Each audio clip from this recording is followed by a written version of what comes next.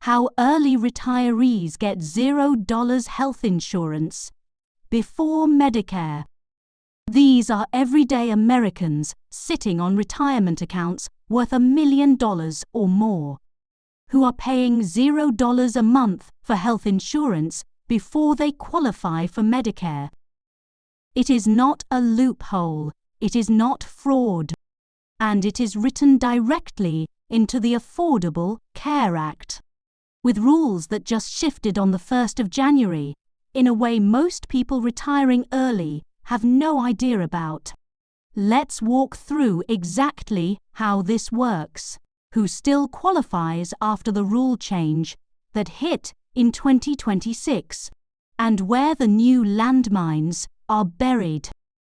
Because if you are between 45 and 65 and planning your exit from the workforce, the gap between getting this right and getting it wrong can run over $20,000 a year. Here is the core idea behind the whole strategy. Retiring before 65 means losing your employer health plan with no Medicare to fall back on yet, which leaves a coverage gap that most people fill with one of 5 options: COBRA, a spouse's plan, Medicaid, a healthcare sharing ministry, or the path nearly every successful early retiree ends up taking: an ASA marketplace plan with a premium tax credit attached. That premium tax credit is where the magic lives, and the reason it can drive your premium all the way to zero comes down to one quirk of the law that almost nobody talks about. ACA subsidies hinge entirely on income,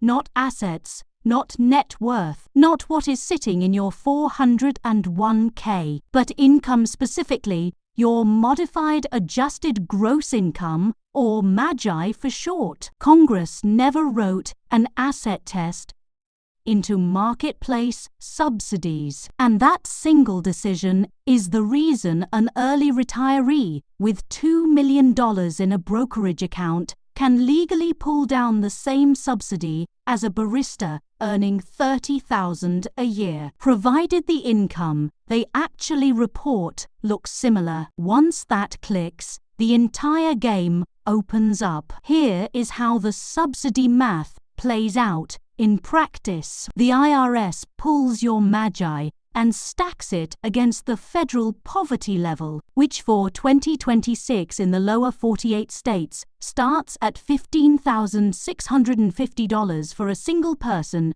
and $21,150 for a couple at the 100% mark. 400% of poverty, which is the new ceiling we'll get to in a moment, lands at $62,600 for a single filer and $84,600 for a couple, depending on where your income falls inside that range. The government assigns you an expected contribution toward the benchmark silver plan in your area, which in 2026 climbs from 2.1% of income at the bottom up to 9.96% near the top. Whatever the benchmark plan costs above your expected contribution, the government picks up. That is your subsidy, plain and simple. Here is the part that almost nobody explains. Your subsidy gets calculated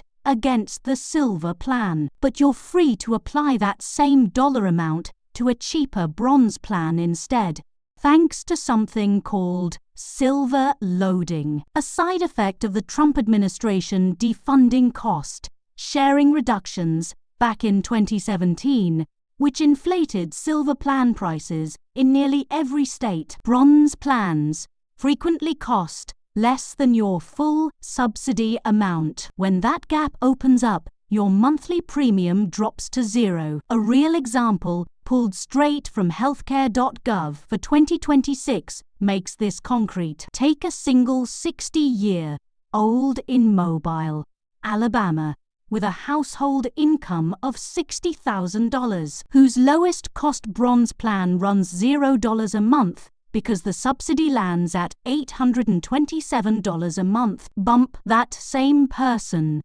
income up to $63,000, and now they owe the full $827 a month with no subsidy at all. A $3,000 income difference triggers nearly a $10,000 swing in annual premiums. That brutal jump is the subsidy cliff, and it is the most important concept for early retirees to understand right now, because it just came roaring back this year. From 2021 through 2025, under the American Rescue Plan that President Biden signed in March of 2021, and the Inflation Reduction Act that extended it in August of 2022, the subsidy cliff didn't exist. Nobody paid more than 8.5% of their income for the benchmark plan, no matter how high their earnings climbed. And at the bottom end, anyone making up to 150% of poverty paid nothing at all. That era is what fueled the explosion of $0 ACA Premium videos you saw all over YouTube. Those enhanced subsidies expired on the 31st of December 2025, with Congress declining to extend them. As of the 1st of January 2026, the rules snapped back to their pre-pandemic form. The 400% of poverty cliff returned. Contribution percentages climbed, and according to the Peterson KFF Health System Tracker, average enrollee premium payments are rising more than 75% on average this year. That is a seismic shift. KFF Health News profiled a 55-year-old couple in Portland, Oregon, with a household income of $85,000 who lived through this firsthand. In 2025, their monthly bill ran about $600, with a subsidy of roughly $1,000 covering the rest. Cross into 2026, sitting above the 400% cliff, and they receive nothing from the federal government, leaving them to cover the full $1,800 a month out of pocket. Can you still pull off $0 health insurance as an early retiree in 2026? Absolutely. But the planning has turned razor thin. Here is the playbook. Step 1. Control your MAGI, because everything flows from this number. Since subsidies track income rather than wealth, early retirees can engineer where their income lands to maximize what they qualify for, which usually means living off cash savings, principal from a taxable brokerage account, or once you are past 59 and a half and have cleared the 5-year rule, tax-free Roth withdrawals that add exactly zero to your MAGI. Step 2. Watch the cliff like your retirement depends on it, because it does. $1 under 400% of the federal poverty level, and you get subsidies. $1 over, and you get nothing. A single early retiree needs to stay under $62,600. A couple under $84,600. And remember that Social Security counts toward MAGI, along with pensions, capital gains, dividends, Roth conversions, and traditional ERA withdrawals. Step 3. Use the legal levers available to pull your MAGI down. Health savings account contributions reduce ACA-specific MAGI, and starting in 2026, under the One Big Beautiful Bill Act that was signed on the 4th of July, 2025, every bronze marketplace plan became HSA eligible, which is a major new planning tool. Pre-tax ERA contributions can knock your MAGI down further. If you've got earned income coming in from part-time work or consulting. Step 4. Tread carefully around the moment you actually retire. Insurance agent Lauren Jenkins, quoted in KFF Health News, points out that an unexpected income bump from a larger than planned retirement account withdrawal, a freelance client, or even a casino win can torch the whole strategy. Her words were, "Maybe they win $5,000 at the casino, but that puts them $500 over the limit for the year. They might have to pay back $12,000 in tax credits for winning a few thousand at the casino. Above the cliff, repayment has no cap. Every dollar comes back." A couple of other paths deserve a quick mention here. If your MAGI lands below 138% of poverty,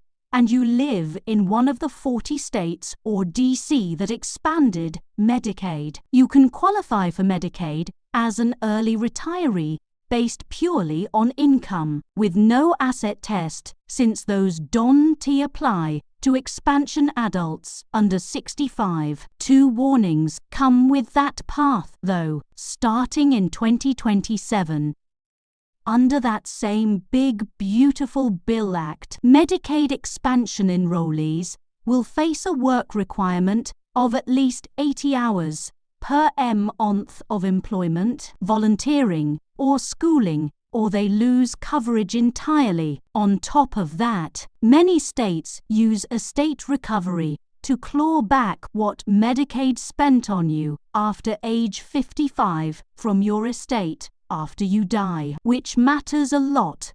If you're planning to leave money to your kids, COBRA remains an option if you want to keep your employer plan, though you'll pay the full premium plus a 2% admin fee for up to 18 months, making it expensive but viable as a bridge when Medicare is close. Healthcare sharing ministries also exist as an alternative some early retirees lean on, but those aren't actually insurance and don't carry the legal protections of an AAA plan. Let's pull back and look at the bigger picture. According to KFF, more than 24.3 million people enrolled in marketplace plans during open enrollment for 2025, a record for the 4th year running, and over 22 million of them collected premium subsidies. The average full price premium ran $619 a month. The average subsidy came in at $550, and the average after subsidy premium landed at just $113. For huge numbers of those enrollees, particularly older ones near retirement, the after-subsidy cost came in at $0. The Congressional Budget Office now projects average monthly marketplace enrollment will drop to roughly 16.9 million in 2026, while the Urban Institute estimates 4.8 million people will lose coverage outright as the enhanced subsidies disappear. This fight is far from over. Republican pollsters Tony Fabrizio and Bob Ward warned the GOP in a July 2025 memo that support for the enhanced credits, in their words, comes from more than 2/3 of Trump voters and 3/4 of swing voters, pushing back from the other side. Brian Blas of the Paragon Health Institute